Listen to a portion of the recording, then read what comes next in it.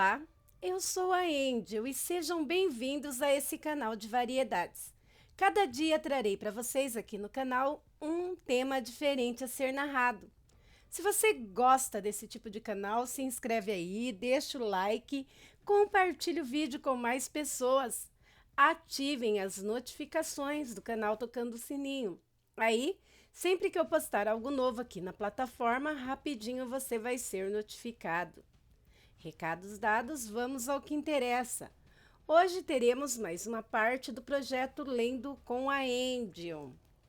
O livro A Batalha do Apocalipse, da Queda dos Anjos ao Crepúsculo do Mundo, uma obra de ficção criada por Edward Spohr e publicado pela editora Verus.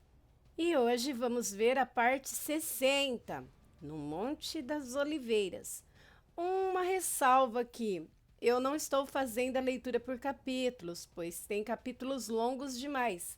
Então, estou fazendo a leitura por tópicos, por partes. Então, por isso, parte 60, para que a leitura não fique muito enfadonha, muito longa.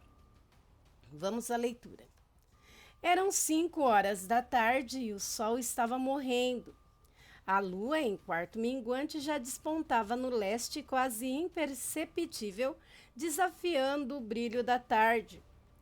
Continuei pela estrada principal até que pressenti novamente a presença das sentinelas. Com os meus olhos de anjo, eu podia vê-las através do tecido. Querubins armados com espadas e armaduras estavam em toda parte, preparados para defender o perímetro.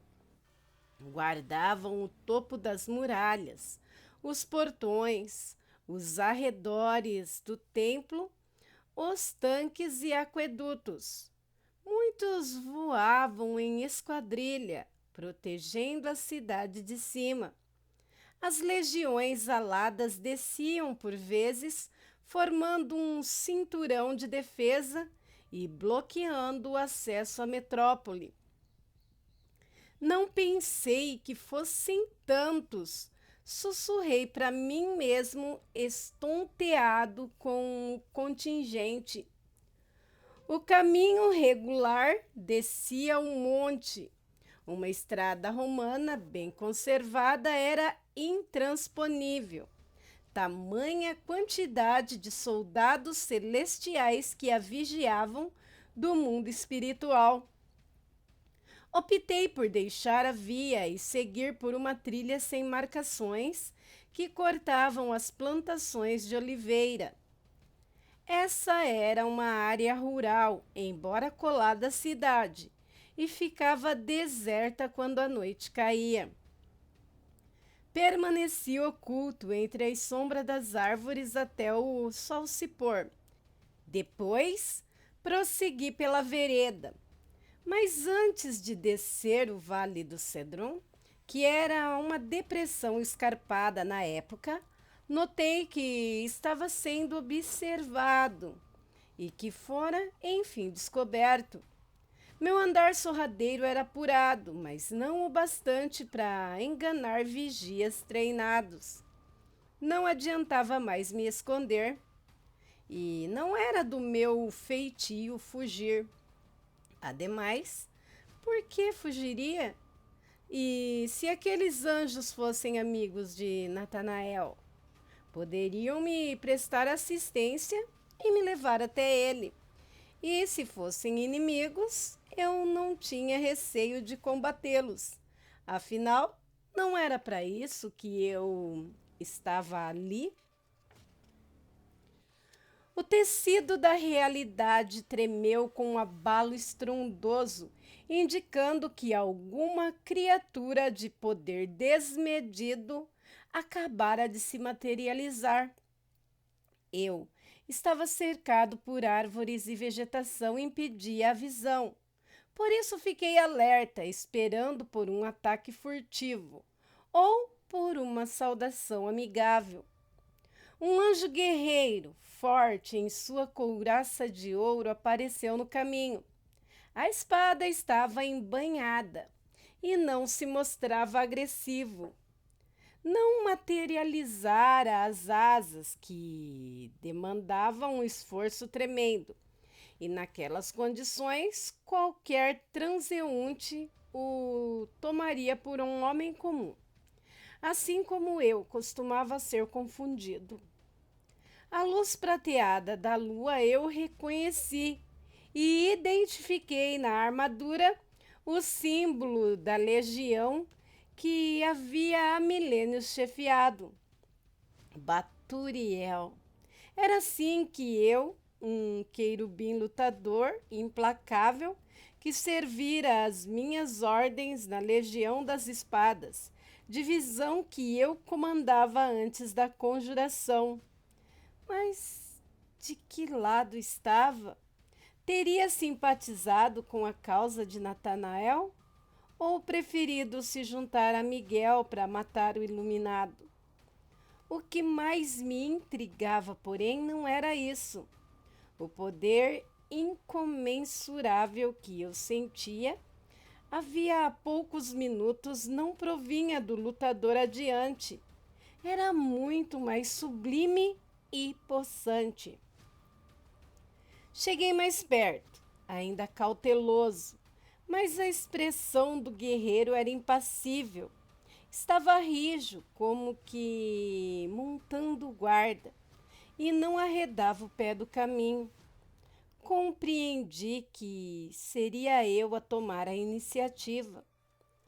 Procuro por Natanael, o mais puro, anunciei. O semblante do guarda não se alterou. Não posso deixá-lo passar. Tenho ordens extremas de defender o morro. Diante daquilo, concluí que não era meu aliado. Não quero ter que lutar com você, Baturiel, mas também tenho uma missão a cumprir. Não lutará comigo, general. Ele rebateu e vi que apontava para o lado, indicando um segundo anjo que chegava.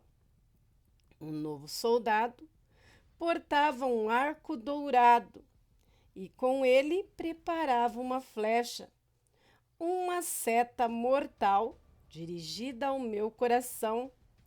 Era Varna, general da Legião dos Arcos, uma mulher anjo, como eram todas as arqueiras querubins. Vestia uma camisa de malha metálica ajustada ao tamanho dos seios. Seus cabelos eram longos, castanhos, e os olhos afiados, como os olhos das águias em caça. Seu ar era sério, compenetrado e não vacilava um instante sequer.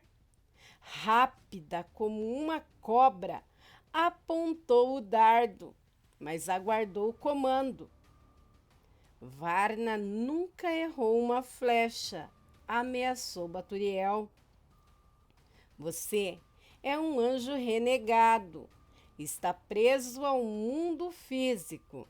Se o seu coração for destruído aqui, no plano material, estarás acabado. Não ataquei e analisei o impasse. Vi no rosto do guerreiro que ele não estava seguro. Não queria me ferir.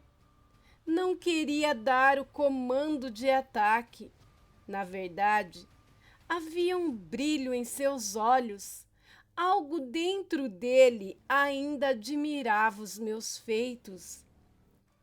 Eu ainda era, mesmo distante, seu líder em armas. A situação chegara a um ponto crítico. Os dedos de Varna começaram a sangrar em contato com as cordas tensas do arco.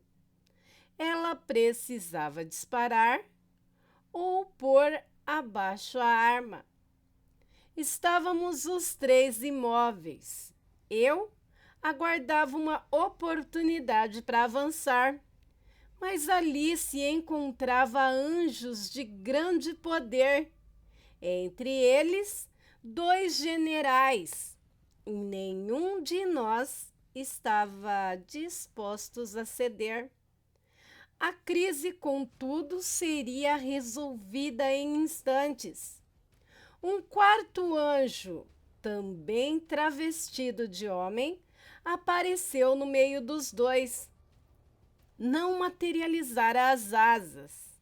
Não via necessidade de fazê-lo.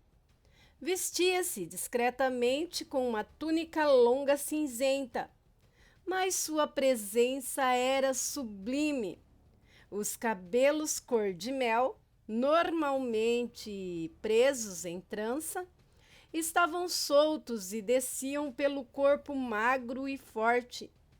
A aparência era serena e o poder de sua aura magnânimo. Aquele não era um anjo comum. Diante de mim encontrava-se o arcanjo Gabriel, o mestre do fogo. Nada mais era preciso dizer. Aquele era o meu fim. Terminaria ali.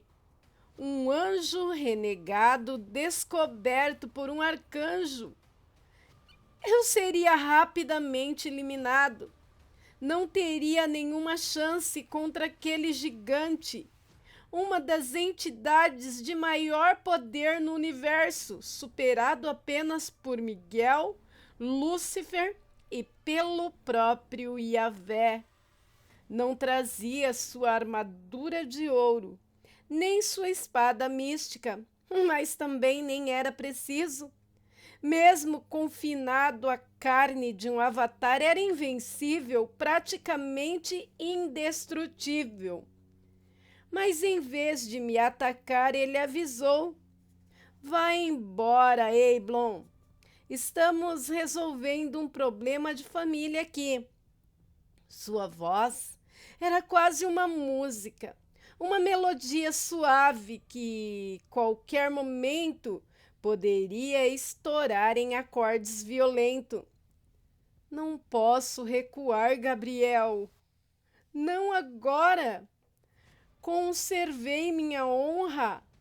Não depois de tudo que passei para chegar até aqui. Não depois da palavra que dei." O arcanjo moveu a cabeça, já sabendo que eu não desistiria tão fácil. Cedendo à minha teimosia, fez um sinal e Varna recolheu a seta. "Deixe-nos, eu resolvo isso." E a seu comando, os dois anjos saíram. Quando os oficiais deram as costas, alertei Baturiel para o erro que eu acreditava que estivesse cometendo. "Baturiel, nunca pensei que estivesse no meio dessa sujeira", disparei. "Não é o que parece, general." Uma vez sozinhos na negritude da noite, em meio às oliveiras do morro, julguei ter chegado a hora do meu extermínio. Mas o mestre do fogo me surpreendeu novamente. "Sei do seu encontro com Natanael da casa dos Zofanins", revelou o arcanjo. "O que fez com ele, Gabriel?" Endureci. "O mais puro está em uma missão delgada por mim, se é o que deseja saber." "Natanael jamais lhe obedeceria." O mestre do fogo sorriu, reparando que meu sangue fervia e que eu me segurava para manter o controle. "Natanael já me obedeceu uma vez na época do dilúvio. Não é a primeira vez que o mais puro participa de uma missão ordenada pelos grandes. Você, que é tão amigo dele, devia conhecer melhor seus louros." "Pensei que soubesse de toda a história, mas agora entendo o que se passa. Seu ódio pelos arcanjos o impede de enxergar a verdade. Eu já havia me lançado em missões suicidas antes por minha própria vontade. Daquela vez, todavia, não tinha escolha. Seria liquidado. Então, por que não morrer lutando? Haveria honra maior para um anjo renegado do que perecer em combate com um dos arcanjos? Está mentindo, Gabriel, acusei. Tenho uma demanda a cumprir e entrarei nessa cidade ou morrerei tentando. É imprudente, meu jovem. Não havia muitos que pudessem me chamar assim. Gabriel era um deles. Os arcanjos são anteriores à luz. Foram criados alguns bilhões de anos antes dos anjos comuns. Concentrado, ajoelhei-me sobre a grama macia do monte e vali-me do meu poder máximo para invocar a ira de Deus. Não sabia se minha técnica de combate poderia prostrar um arcanjo, mas era hora de tentar tudo o que eu dispunha. Gabriel, mestre do fogo, já travei inúmeros duelos e não me envergonho de dizer em que alguns deles eu conhecia a derrota. Na maioria das vezes, porém, saí vencedor. Não sei qual será o desfecho desse combate. Tudo o que sei é que essa noite serei seu oponente sob essa lua que nos espia do leste. Tomei uma distância segura do mestre do fogo e avancei em carga com toda a potência a queimar o meu sangue. Mas, ao perigo do ataque, o arcanjo não se mexeu. Com o punho direito, preparei um soco no rosto e executei um golpe perfeito, brilhante. A precisão do assalto poria qualquer um a nocaute, mas o meu embate foi interrompido por um tipo de telecinese. Um campo de energia mística frustrara a trajetória do murro, e eu agora tentava vencê-lo sem sucesso. Gabriel não precisava tocar em nada para projetar a sua força, que era descomunal, muito maior do que eu poderia imaginar. Era como se eu estivesse enfrentando um deus, e a diferença de poder entre nós revelou-se abissal. O que há com você, general? Sua potente ira de Deus, ou seja lá como os querubins chamam essa técnica, não é tão grande quanto pensava, não é? Seus inimigos devem fraquejar diante de tão inofensivo ataque. Ele falava como um mentor e não como um inimigo.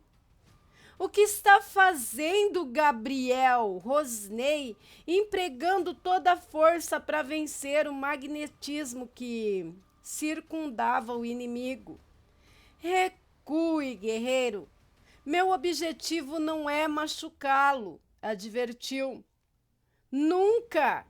Insisti e, com um novo empurrão, tentei afrontá-lo. Quanto mais eu arremetia, mais força invisível me empurrava para trás. E quando investi um novo estalar de fúria, a barreira mística reagiu e fui lançado para longe com violência implacável. Meu corpo foi arrojado como um projétil, abrindo uma vala em sua trajetória, destruindo árvores e espalhando estilhaços de rochas por centenas de metros. Nunca, em toda a minha vida, fora vítima de uma ofensiva tão brutal. Aturdido, escorei-me nas laterais da cratera para me levantar, em meio à poeira que dominava o buraco. tentei olhar adiante e vi a silhueta de Gabriel ereta sobre um pedaço de rocha. Se pudesse pegá-lo naquele segundo desprevenido, talvez conseguisse acertá-lo. Com a habilidade de um querubim, saltei para fora da cratera como um gato na noite e desci com a mão fechada para assaltar o arcanjo. Mas minha destreza e rapidez superiores de nada serviram. O mestre do fogo executou um curto movimento de punho e eu, ainda no ar, fui paralisado por sua telecinésia. Imobilizado, como que flutuando em uma esfera energética, eu estava totalmente submisso, sem poder mexer um músculo que fosse. Não conseguia nem mesmo falar. Gabriel demonstrou que sua paciência acabava. Ao esticar de um braço, a esfera me projetou novamente, mas dessa vez estabilizei em empuxo e aterrissei, rolando sobre um sítio de pedra. No último instante, porém, um tropeção me jogou ao solo e caí prostrado a centímetros de um precipício. A queda dali era assustadora, mesmo para alguém como eu que pulava e escalava com perfeição superior à humana. O arcanjo observei.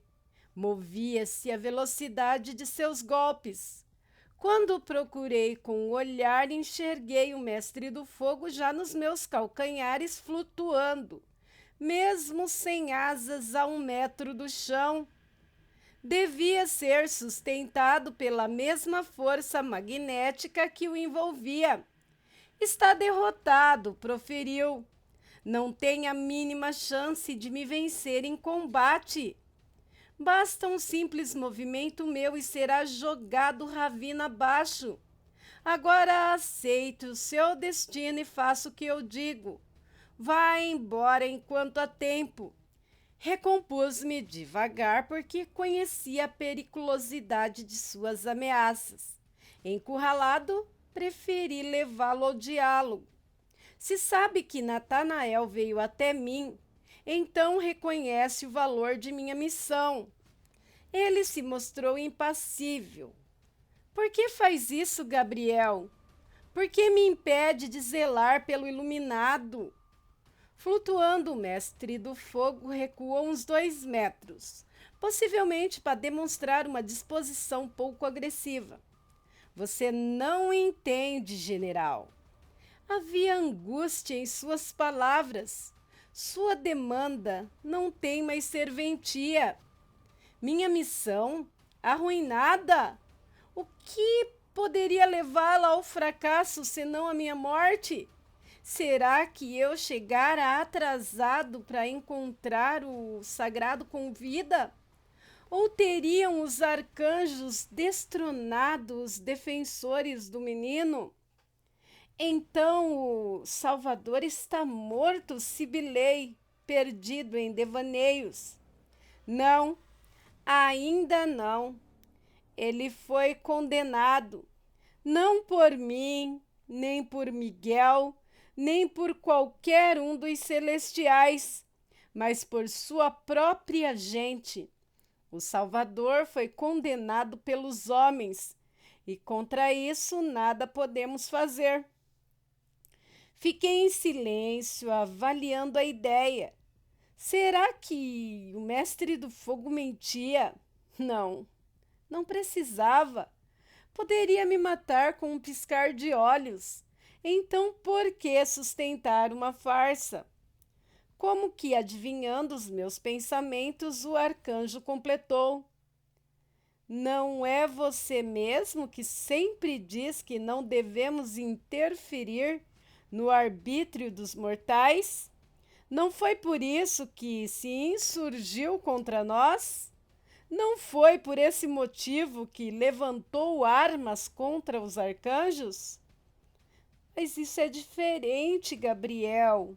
Articulei sem calcular bem as palavras. O iluminado, apesar do seu poder e sabedoria, é homem também.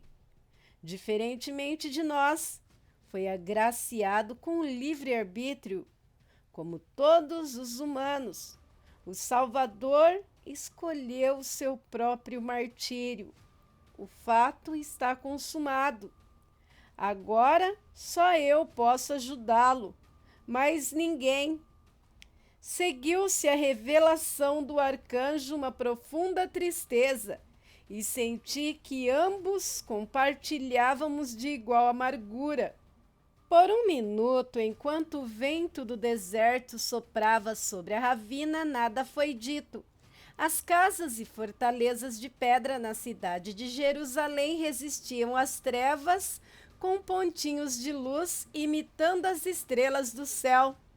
Foi então que Baturiel, o querubim de couraça dourada, retornou quebrando o silêncio. O oficial chegou caminhando e sobre os ombros de seu líder lançou a notícia. Mestre, nosso mensageiro no Calvário acaba de chegar. Ele abaixou a cabeça em sinal de respeito. O Salvador morreu.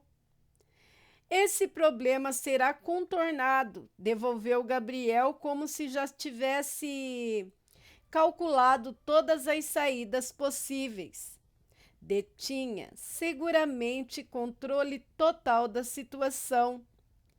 E imaginei que o mestre do fogo previra cada instante daquela odisseia. Baturiel recuou e o arcanjo voltou-se à minha presença. Como percebe, há muito que fazer, general. Deve partir agora, determinou, em um comando final. É inútil tentar furar o bloqueio. A cidade está cercada no mundo físico e no espiritual. E, confiando na dignidade de um guerreiro vencido, deu de ombros e preparou-se para deixar a cena de batalha. Eu estava estupefato. Tiveram um encontro com Gabriel o arcanjo. Fora derrotado e seguia com vida. Alguma coisa não se encaixava. Espere, Gabriel, tripliquei. Por que me deixa livre? Sou um renegado, um proscrito e você um arcanjo, um executor, um gigante. Ele respondeu à minha pergunta com uma resposta profética. Antes que o 7º dia alcance seu fim, nós nos encontraremos mais uma vez. Por ora, siga em paz o seu caminho, concluiu, evocando a frase emblemática do mensageiro. Tudo o que queria saber era o paradeiro de Natanael e o destino do Salvador. Mas se o mestre do fogo dissera a verdade, o iluminado estava morto, e com isso minha demanda desfazia-se ali. Não tinha certeza se as palavras do arcanjo eram verdadeiras ou não, mas minhas opções se esgotaram. Gabriel flutuou sobre um rochedo até o fundo da ravina e lá desmaterializou seu corpo físico, passando como espírito ao plano astral. Mais uma vez a transferência planar abalou o tecido, dissipando uma onda colossal de energia. Depois eu o vi, atravessando a membrana, voando em direção à cidade. Final da parte 60, no Monte das Oliveiras. Semana que vem prosseguiremos com a parte 61, o último beijo desse livro maravilhoso que é A Batalha do Apocalipse, da queda dos anjos ao crepúsculo do mundo. uma obra de ficção escrita por Eduardo Spohr e publicado pela editora Verus. E aí, estão gostando do projeto Lendo com a Angel? E dos outros vídeos? Deixem aí suas opiniões nos comentários.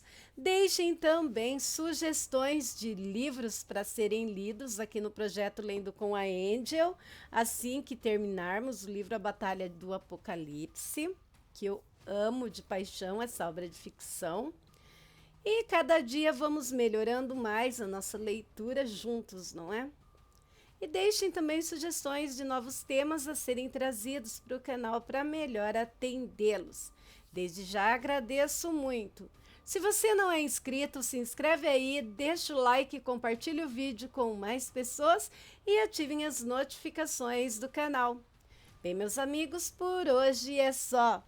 Obrigado pela presença, pela permanência e pela paciência. Fiquem com Deus e até um próximo vídeo. Bye!